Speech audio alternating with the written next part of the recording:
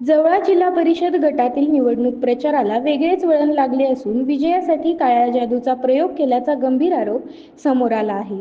जवळा जिल्हा परिषद गटाचे उमेदवार अतुल पवार यांनी माजी आमदार दिलीपबाबा साळुंखे यांचे चिरंजीव यशराज साळुंखे यांच्यावर विजयासाठी घरात काळी जादू केल्याचा आरोप केला आहे.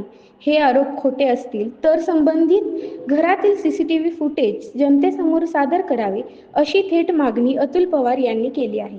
तसेच यशराज साळुंखे यांचा जनतेवर विश्वास नसल्यामुळेच त्यांना अशा प्रकारचा मार्ग अवलंबावा लागला, असा दावाही अतुल पवार यांनी केला आहे.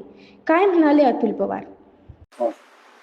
काय प्रेस कॉन्फरन्स घेतली, तुम्ही गंभीर आरोप केलेत, काय नेमके तुमचे आरोप? मला तुम्हाला तुमच्या माध्यमातून सांगायचं आहे की आज जवळा जिल्हा परिषद गटाची निवडणूक होत असताना या निवडणुकीमध्ये आपण आपलं विजन काय, आपलं विकासाचं धोरण काय, विकासाचं नियोजन काय, ह्या मुद्द्यावर निवडणूक करायची असते.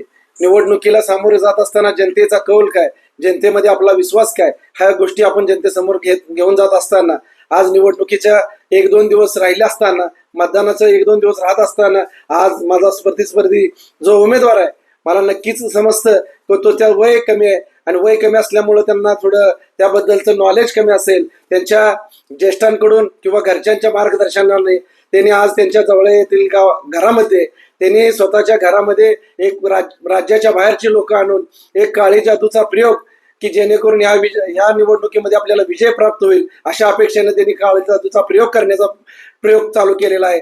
तर मित्रांनो, तुम्हाला मला या माध्यमातून सांगायचं आहे की या जवळ जिल्हा परिषद गटातील जनतेचा काळा जादू करण्यानं किंवा कुठल्याही गोष्टींना बदल होणार नाही. कारण जनता ही तुमच्या कामातून बघते, विश्वासाचा माणूस बघते.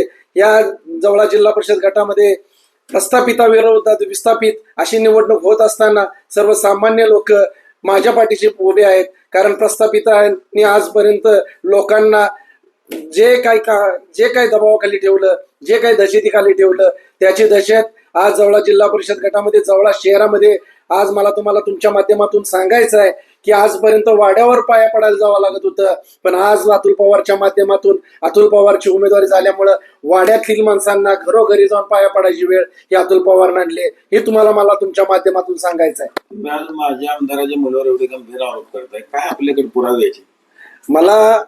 मी सातत्यानं या सर्वच लोकांच्या कॉन्टॅक्टमध्ये होतो. या लोकांच्या सानिध्यात असताना मी बघायचो की बाबांनो, कुठल्या तर भावाभावामध्ये भांडणं लावायची. ह्या पराक्रम यांचे मी जवळून बघितले.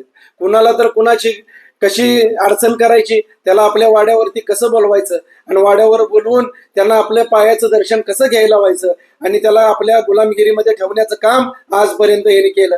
मित्रांनो, मला तुम्हाला सांगायचं आहे, या दहशत मोडून काढण्यासाठी ही निवडणूक आहे. ही निवडणूक ही तुमची दादागिरी संपवण्यासाठी आहे.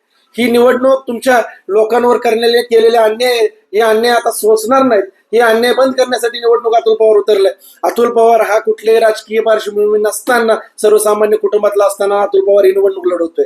अतुल पवारला एकच सांगायचं आहे की अतुल पवार एकच बोलतो